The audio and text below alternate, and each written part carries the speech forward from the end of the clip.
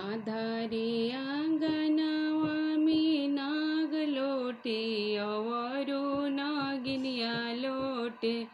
आधारे आंगनवा में नाग लोटे अवरो नागिनिया लोटे। आधा आंगन लोटे ले सुंदर बरुआया पाना जनेवा लागी।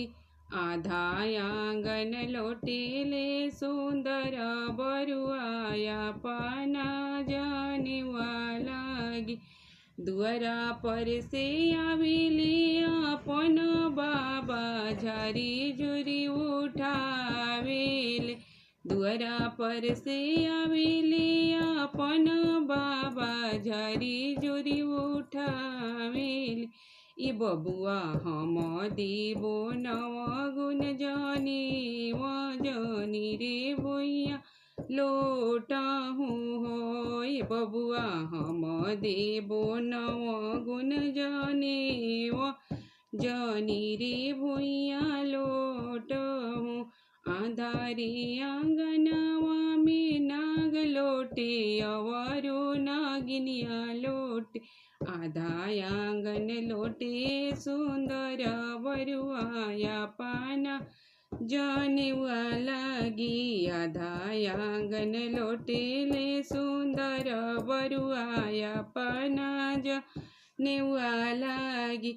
दुआरा पर से आविले अपन पापा झारी झुरी उठावेले। ई बबुआ हम देबो नवगुण जाने वजनी रे भुइया लोटाहूँ हो। ई बबुआ हम देबो नवगुण जाने वजनी रे भुइया लोट। दुआरा पर से आविले अपन चाचा झारी झुरी उठावेले।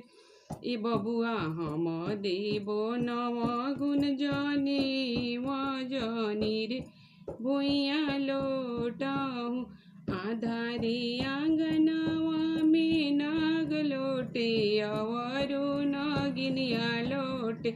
आधा आंगन लोटे ले सुंदर बरुआया पाना जनेवा लागी। आधा आंगन लोटे ले सुंदर बरुआया पाना जनेवा लागी।